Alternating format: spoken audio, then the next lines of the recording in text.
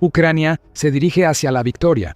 Al menos esa es la opinión de un número creciente de funcionarios occidentales, analistas, medios de comunicación y, por supuesto, funcionarios ucranianos.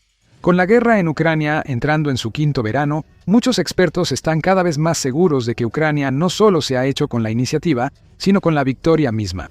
Como lo dice Patrick Tucker, editor de ciencia y tecnología del medio de defensa estadounidense Defense One, Ucrania no solo está sobreviviendo a su agotadora guerra con Rusia. En ciertos aspectos, prospera y podría acercarse a la victoria. ¿Pero eso es exacto? En años anteriores, hemos visto rondas similares de optimismo sobre las perspectivas de Ucrania que resultaron ser obviamente prematuras. Por ejemplo, durante la contraofensiva de Ucrania en el Oblast de Kharkov, en 2022 al inicio de su contraofensiva de 2023 en los oblasts de Zaporilla y Jersón. Durante su incursión en la región de Kursk, Rusia, en 2024 y durante la crisis de combustible dentro de Rusia, causada por los ataques ucranianos a la infraestructura energética durante el verano de 2025. En cada uno de esos casos, la ventaja de Ucrania resultó ser temporal, y en el caso de la contraofensiva de 2023 y la incursión en Kursk, eventualmente se convirtieron en derrotas graves. Pero esta vez podría ser diferente. Ucrania ha subido considerablemente la apuesta en los últimos meses y ha desatado algo tan avanzado que podría señalarle al presidente ruso Vladimir Putin que la guerra ha terminado y no a su favor. Estamos hablando de algo totalmente de ciencia ficción, robots de combate humanoides. Ahora, sabemos que los drones han tenido un gran impacto en el campo de batalla. Las Fuerzas Armadas ucranianas han aumentado notablemente la cantidad y alcance de sus ataques con misiles y drones en Rusia. Una nueva oleada de sistemas de armas avanzadas ha llegado y siguen apareciendo más. Los resultados parecen justificar la confianza en las perspectivas de Ucrania. Ucrania ataca a diario infraestructuras militares, energéticas y rutas logísticas clave de Rusia. Su nueva gama de drones de ataque de alcance medio, como el Hornet, ha convertido la carretera clave de Novorossiya en un camino de la muerte. La carretera es la arteria principal que conecta la Crimea, ocupada con la Rusia continental, a través de los oblasts ocupados de Jersón, Zaporilla, Donetsk y Lugansk. Ataques ucranianos han dejado decenas de vehículos militares rusos, camiones cisterna y otros calcinados en la carretera, además de estaciones de gasolina, infraestructura ferroviaria y puentes destruidos. Como resultado, Crimea enfrenta una grave crisis de combustible. A los residentes solo se les permite 20 litros de combustible diarios con largas filas, mientras los crimeos buscan el preciado líquido. Las autoridades prevén un colapso total de la temporada turística de verano, fuente crucial de ingresos para la península. Pero esto podría ser el preludio de algo mucho más dramático. La especulación tanto del lado ruso como del ucraniano está creciendo, de que estos eventos no son solo un golpe económico y de reputación para Rusia. Cada vez más analistas piensan que preparan el terreno para un posible intento ucraniano de desembarcar tropas en la península y tomar parte o toda ella. Al mismo tiempo, los drones y misiles ucranianos de largo alcance están penetrando indudablemente cada vez más adentro de Rusia y golpeando objetivos importantes con mayor frecuencia. Las refinerías de petróleo y las instalaciones de almacenamiento, las principales instalaciones de producción militar e industrial y los centros culturales emblemáticos están siendo atacados. La naturaleza cada vez más audaz de estos ataques quedó claramente demostrada recientemente en San Petersburgo, la segunda ciudad más importante de Rusia. Durante el Foro Económico Internacional de San Petersburgo, el principal encuentro económico de Rusia, considerado por muchos como el Davos ruso, Ucrania atacó la ciudad con decenas de drones. Una corbeta rusa llamada Boyki fue alcanzada en un dique seco en el puerto de la isla de Kronstadt, provocando un incendio y probablemente daños extensos. La terminal petrolera de San Petersburgo, uno de los complejos de transbordo de petróleo más grandes del noroeste de Rusia, también se incendió. Las autoridades rusas afirman que los restos de un dron enemigo derribado provocaron un gran incendio que cobró la vida de 2 bomberos. Se veían columnas de humo desde el recinto de la conferencia, lo que hizo que observadores ucranianos y occidentales afirmaran que los ataques la interrumpieron. Sin embargo, no se observó ninguna evidencia de interrupción en el evento mismo. No hubo carreras hacia los refugios, ni pánico, ni sesiones retrasadas, nada. De hecho, el evento atrajo a más de 20.000 participantes de 130 países, desafiando las afirmaciones en Occidente de que la guerra en Ucrania ha aislado a Rusia. La guerra ha aislado a Rusia de Occidente. Pero la reciente visita de Vladimir Putin a China y la lista de invitados en el SPIEF muestran que ese aislamiento no afecta de forma significativa al resto del mundo. De hecho, Durante una sesión plenaria con Vladimir Putin, el ministro de Energía de Arabia Saudita, Abdulaziz bin Salman Al Saud, describió las relaciones entre ambas naciones como hasta que la muerte nos separe. Como señala Tucker, la infraestructura petrolera en el interior de Rusia ya no es segura, lo que da a Kiev influencia sobre los ingresos por exportaciones de Moscú.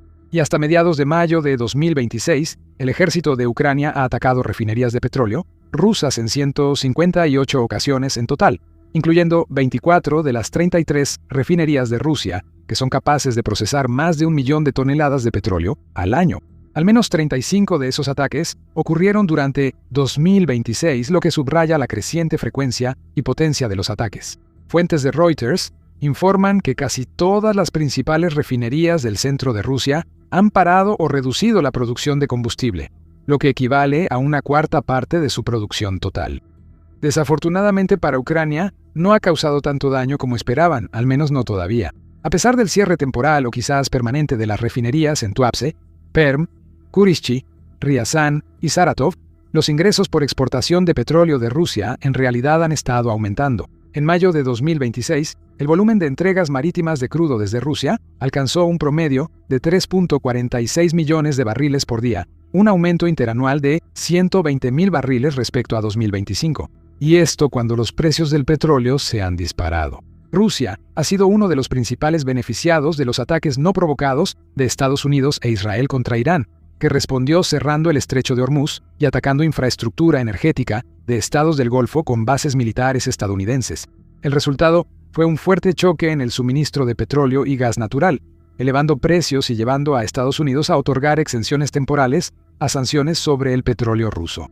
En el SPIEF, Putin también señaló que los ingresos petroleros ya no eran el motor de la economía rusa como lo fueron antes. Desde 2022, la proporción de ingresos provenientes del petróleo y el gas ha bajado de aproximadamente el 40% al 23%.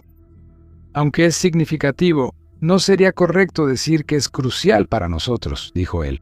También es un hecho incómodo que Ucrania todavía tiene un largo camino por recorrer antes de causar un daño similar a las refinerías de petróleo de Rusia, al que Rusia ha causado en Ucrania. Ucrania tenía una próspera industria de refinación de petróleo que cubría hasta la mitad de sus necesidades de gasolina, pero eso ya no ocurre.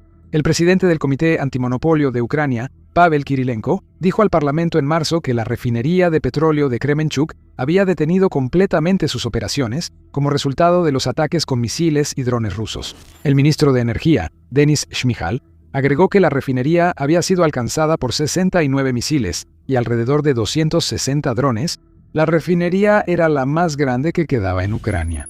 Las otras refinerías principales de Ucrania, en Lichev, Gerson y Drogovich, ya habían sido destruidas u ocupadas. Ucrania ahora depende totalmente de importaciones para su combustible, obteniendo gasolina y diésel de Polonia, Lituania, Rumania y Grecia.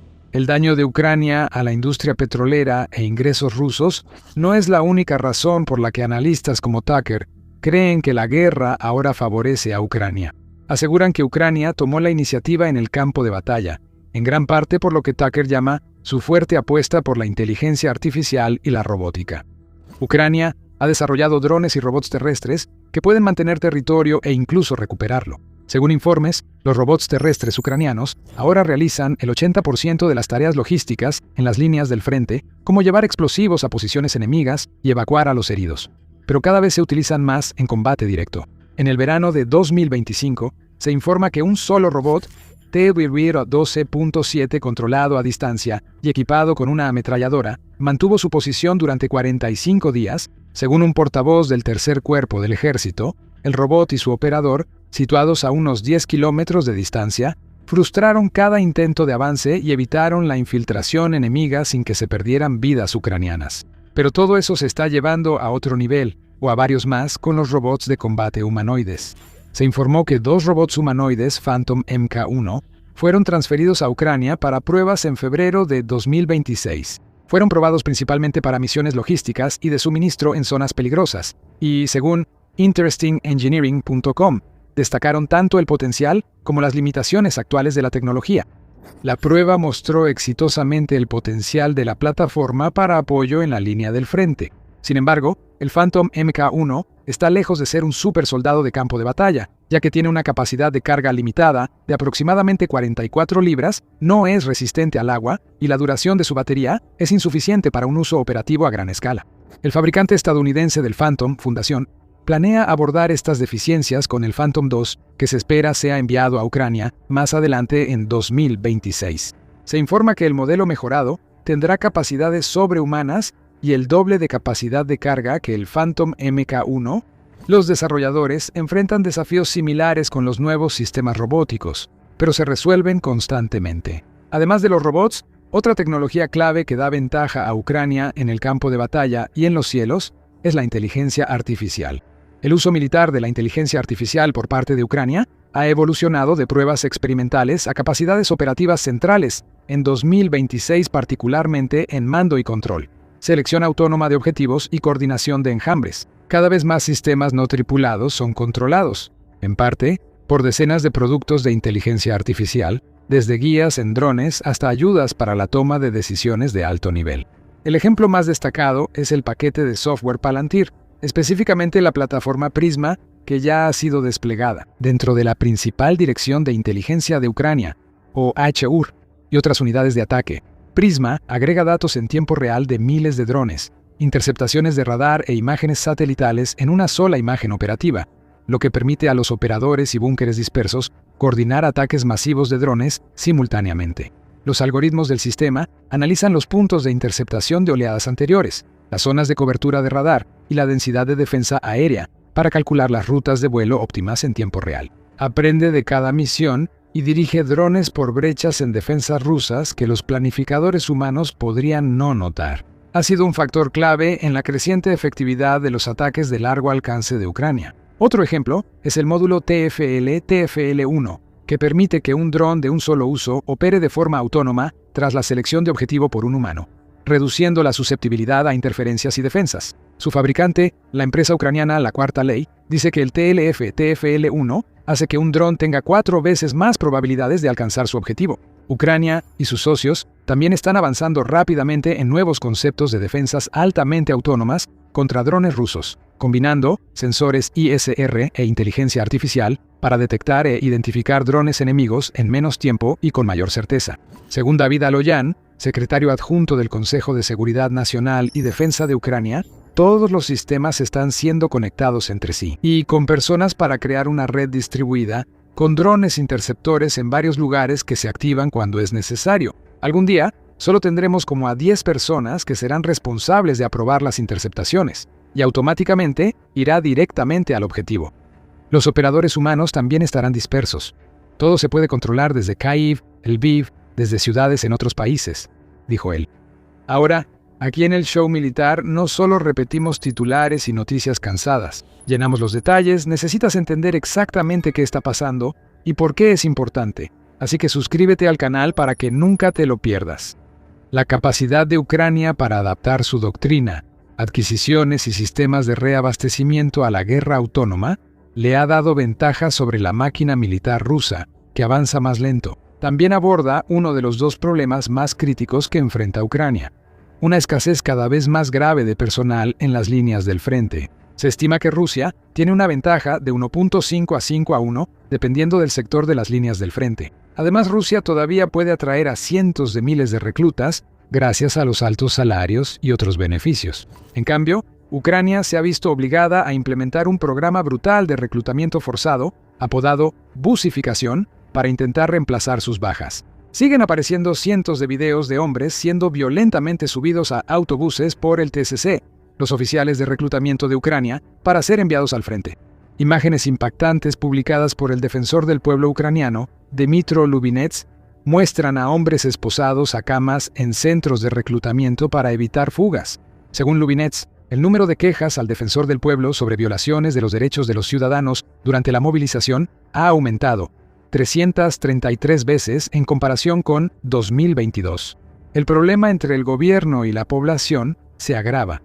Lubinets señala que quienes pueden pagar son liberados, mientras que otros son movilizados sin distinción. Aumentan los videos donde la población resiste, ataca y ahuyenta a oficiales del TSC y policía durante intentos de busificación. Al mismo tiempo, alrededor de 95.000 ucranianos en edad militar han ingresado a Alemania desde principios de 2025, lo que representa el 60% del total de ciudadanos ucranianos que buscan refugio en suelo alemán. Para empeorar las cosas, en enero, el recién nombrado ministro de Defensa de Ucrania, Mikhailo Fedorov, reveló que alrededor de 2 millones de ucranianos están evadiendo el reclutamiento, mientras que unos 200.000 soldados ucranianos han desertado de sus posiciones sin permiso. Ucrania enfrenta creciente presión de sus aliados para bajar la edad de reclutamiento de 25 a 18 años. Ucrania se ha negado hasta ahora, justificadamente afirmando que esto correría el riesgo de convertir lo que el profesor estadounidense de Relaciones Internacionales, John Mearsheimer, ha descrito como una espiral demográfica de muerte en una muerte demográfica. En cambio, Ucrania está aumentando la presión sobre países como Polonia y Alemania para que empiecen a enviar de regreso a Ucrania a los refugiados en edad militar para su reclutamiento. El Instituto para el Estudio de la Guerra, ISUDB, escribe lo siguiente: por las exitosas campañas de drones de mediano alcance y en el frente en Ucrania, Putin debe convencer a una población rusa cada vez más cansada de apoyar un quinto año de guerra y aceptar una movilización involuntaria, pese a que Rusia ya ha sufrido bastante más de 1 millón de bajas.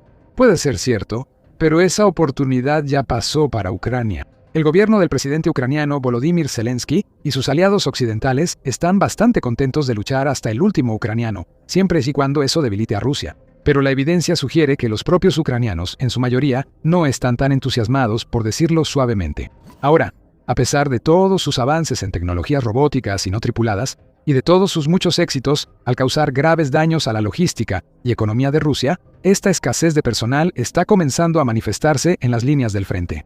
Fuentes occidentales como el ISW han estado afirmando durante meses que, a pesar de esta desventaja, Ucrania ha tomado la iniciativa en el campo de batalla y ha capturado más territorio que Rusia, o al menos ha limitado sus avances a solo unas pocas millas. Aseguran que las ganancias mensuales promedio de Rusia durante los últimos 12 meses fueron de solo 108 millas cuadradas. Un análisis detallado de los campos de batalla clave revela otra historia, sobre todo donde es importante. En el Donbass, los combates cerca de Lyman se intensificaron de nuevo, con ambos bandos luchando por la ventaja en una zona clave del frente. Pero más importante aún, según un número creciente de fuentes militares ucranianas, partes del cinturón defensivo fuertemente fortificado en la región de Donetsk están bajo una presión cada vez mayor. Y no está claro cómo exactamente Ucrania va a detener el avance. La ciudad crítica de Konstantinivka ha sido flanqueada, y las fuerzas rusas ahora tienen el control más o menos de todas las partes de la ciudad, excepto las zonas del norte. Se estima que unos 12.000 soldados ucranianos están rodeados, y muchos otros se están retirando al siguiente pueblo en la franja, Ruskovka. Como lo expresa el experto militar ucraniano, Konstantin Mashovets, en cuanto a las perspectivas tácticas futuras de la defensa de Konstantinivka, parece que, por decirlo suavemente, son muy desfavorables para las fuerzas armadas ucranianas. Kramatorsk y Sloviansk, las otras ciudades en esta franja, ya están al alcance de drones FPV rusos y artillería de mediano alcance, con la logística de entrada y salida bajo constante presión. Las autoridades ucranianas ordenaron recientemente la evacuación de grandes partes de ambas ciudades, junto con los asentamientos cercanos de Belenkir, Malotaranovka y Privolguille, lo que subraya cómo la situación está deteriorándose. Si esta franja de fortalezas cae, hay muy pocas fortificaciones pesadas que impidan a los rusos capturar el resto del Oblast de Donetsk y avanzar aún más. Por eso Zelensky ha sido tan firme en que no cederá ante las demandas rusas de que la paz solo es posible si las fuerzas ucranianas abandonan el Donbass. Pero a menos que algo cambie drásticamente en las próximas semanas, puede que no tenga otra opción. Más al norte, expertos ucranianos están dando la voz de alarma sobre la situación en el importante centro logístico de Kasucha-Lopen en el Oblast de Kharkov. Los expertos han advertido que la captura de la ciudad abriría un camino para que las tropas rusas lleguen a las inmediaciones de la propia Kharkov. Ahora, si escuchas a los expertos militares ucranianos, y no solo a los alineados con el gobierno y la propaganda occidental, la situación se está volviendo igualmente difícil alrededor de la ciudad clave de Orikiv en Zaporilla, en los accesos del norte a la ciudad de Sum y en otras direcciones. Quizás la mayor señal de que los éxitos ucranianos no son como se dice es que Zelensky y sus aliados europeos insisten en que un alto el fuego unilateral en las líneas actuales es clave para una paz justa y duradera. Tienes que buscar muy a fondo en los anales de la historia militar para encontrar ejemplos donde el bando que va ganando decide unilateralmente detener sus avances en favor del bando que está perdiendo. Rusia ha rechazado completamente la idea de un alto el fuego a lo largo de las líneas actuales del frente, mientras que Ucrania insiste en ello. Saquen sus propias conclusiones. Mientras tanto, expertos como Tucker y el ISW continúan restando importancia a fuentes como el informe de mayo de 2026 del director general del Pentágono, que enfría la narrativa de una inminente victoria ucraniana. El informe afirma que Rusia, casi con toda certeza, mantiene una ventaja significativa sobre Ucrania en la mayoría de las áreas clave. Tucker descarta a Switzer, escribiendo: "Para ver cuánto han cambiado las perspectivas de Ucrania, considere esto". En marzo, la directora de Inteligencia Nacional, Tulsi Gabbard, testificó que la comunidad de inteligencia de Estados Unidos creía que Rusia tenía la ventaja en el conflicto. Tucker también parece completamente ajeno, ya sea consciente o inconscientemente, a la situación imposible que enfrenta Ucrania en otra área crítica: defensas aéreas contra la gama cada vez más amplia y mejorada de misiles balísticos de Rusia. El problema parece insuperable cuando se trata del sistema de defensa aérea que Ucrania más necesita, misiles PAC-3 o PAC-2 para el sistema Patriot, que es por mucho el sistema más efectivo contra misiles balísticos. En mayo, Volodymyr Zelensky escribió una extensa carta abierta al presidente Donald Trump, solicitando urgentemente la entrega acelerada de estos misiles. Parece que fue ignorada, al menos públicamente. También solicitó una licencia para fabricarlos en Ucrania, lo cual también parece haber sido ignorado, si no es que rechazado, al menos públicamente. Luego solicitó a Alemania decenas adicionales de misiles interceptores Patriot de sus reservas antes de fin de año. A cambio, prometió entregar drones interceptores que se espera sean producidos en el futuro. Se espera una respuesta en julio. El problema para Zelensky es que, por la guerra en Ucrania y la lucha de Estados Unidos contra Irán, hay escasez crónica de estos misiles y no hay capacidad de producción suficiente. Se estima que Rusia produce hasta 113 misiles balísticos, aerobalísticos e hipersónicos por mes. Mientras tanto, aunque ha anunciado planes para aumentar drásticamente la producción en los próximos años, Lockheed Martin fabrica solo alrededor de 52 misiles interceptores PAC-3 MSC al mes. Así que, incluso si cada uno de ellos fuera entregado a Ucrania, aún no sería suficiente, y Ucrania ciertamente los necesita. Tras el cínico ataque de Ucrania a una escuela normal que dejó 21 adolescentes muertas y a decenas más heridas, Rusia ha estado intensificando constantemente sus propios ataques con drones y misiles en toda Ucrania. Los objetivos ahora incluyen centros logísticos, gasolineras, camiones y almacenes, incluso los que tienen alimentos y suministros médicos.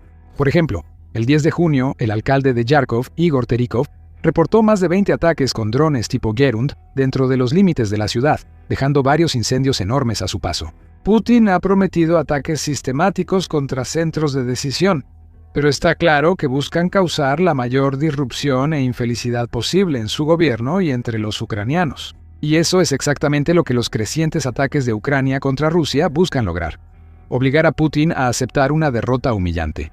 Pero hay muy poca evidencia de que esté funcionando. Putin sí está bajo una presión creciente dentro de Rusia, pero no para buscar una paz desfavorable. En realidad, la mayoría de los rusos exige cada vez con más fuerza que ataque a Ucrania con mayor dureza, sin rodeos. Al complacerlos, Zelensky ha intensificado los ataques de largo alcance de Ucrania en Rusia. A su vez, Rusia parece estar adoptando una postura cada vez más insensible ante las bajas civiles ucranianas, que están aumentando rápidamente, y Zelensky y Ucrania no están haciendo lo mismo. Julia Mendel, controvertida exsecretaria de prensa de Zelensky, que luego huyó a Estados Unidos y se volvió contra su exjefe, resumió recientemente los riesgos. Si la banda de Zelensky no acepta detener la guerra este verano, Ucrania enfrentará ríos de sangre y un invierno terrible.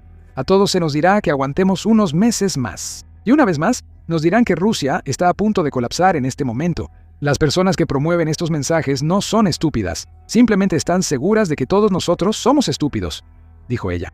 Sin embargo, Zelensky, sus partidarios en Europa y la prensa pro-régimen siguen creyendo que una derrota devastadora para Rusia está a la vuelta de la esquina. Pero ¿cómo se ve realmente una victoria ucraniana? Según David El-Royan, declarar la victoria requerirá más que el cese de las hostilidades. El país invasor debe quedar mucho más debilitado para que no pueda rearmarse como lo hizo después de su invasión de Crimea en 2014, dijo él. En este momento, están destinando como el 30% de su economía a la industria de defensa, lo cual es demasiado, agregó él. Que Ucrania ya use el 100% de sus ingresos para la guerra y dependa totalmente de ayuda y préstamos para pagar salarios, pensiones y otros gastos, parece haber pasado desapercibido. Además de destinar todos los ingresos del gobierno al esfuerzo bélico, se considera insuficiente un apoyo adicional de 90.000 millones de euros, unos 140.000 millones de dólares de la Unión Europea. Y la Unión Europea en realidad no tiene el dinero para prestarle a Ucrania. Está usando activos rusos confiscados. El resultado es que la ayuda humanitaria a Ucrania ha disminuido drásticamente justo cuando la población, que ha sufrido durante tanto tiempo, más la necesita. Según el Instituto Kiel para la Economía Mundial, las asignaciones de ayuda financiera y humanitaria europea cayeron a menos de una quinta parte del nivel mensual promedio visto en 2025 entre enero y abril de 2026. La pobreza, el desempleo y la inseguridad alimentaria crecen, aunque la población baja y la inflación sigue subiendo. Junto a más voces fuera de los medios principales, el exministro de Relaciones Exteriores de Ucrania, Dmytro Kuleba, también ha mostrado escepticismo sobre la narrativa de que Ucrania ha cambiado el rumbo. Realmente no quiero ser un aguafiestas que se dedique a impedir que la gente se alegre, pero primero, en noviembre, tú y yo volveremos a la narrativa sobre cómo todos sobrevivimos al invierno. O las frases de que hubo un punto de inflexión en la guerra, que Ucrania ha cambiado todo en la dirección opuesta y que ahora marcharemos hacia el Kremlin, todo eso es una tontería. Bueno, entiendo que para algunos oyentes esto es por su estado mental. Es una historia muy útil. Entonces, ¿quién se está engañando a sí mismo o directamente mintiendo? ¿Tienen razón personas como Tucker, el ISW y Zelensky? Ucrania se está moviendo rápidamente hacia una victoria decisiva que obligue a Rusia a aceptar términos de paz humillantes y, en última instancia, a un colapso interno dentro de Rusia. ¿O Zelensky y sus socios en la Unión Europea y el Reino Unido están devastando cínicamente al pueblo y la economía ucraniana, persiguiendo una ilusión de algún tipo de victoria ucraniana? Más pertinentemente, ¿a dónde están llevando todas las escaladas de Zelensky? Parece que todos han olvidado que Rusia es la mayor potencia nuclear del mundo. El objetivo de ese poder es evitar una derrota así. ¿De verdad los europeos están dispuestos a arriesgarse a ataques nucleares o a una guerra total de Rusia con cientos de miles de soldados movilizados? Francia o el Reino Unido realmente arriesgarían intercambiar Londres o París por, digamos, Dnipro al lanzar ataques nucleares de represalia si Rusia llegara a realizar algunos ataques nucleares. ¿Sus poblaciones lo permitirían en primer lugar? Román Kostenko, secretario del Comité de Defensa de la Rada, advirtió recientemente sobre los riesgos de que Rusia use armas nucleares tácticas para lograr una ruptura en el frente y/o una movilización masiva, y lo difícil que sería para Ucrania contrarrestarlas. El tiempo lo dirá. Mientras tanto, echamos un vistazo al futuro con este video sobre cómo Rusia no se recuperará de la guerra en los próximos 100 años. Gracias por vernos.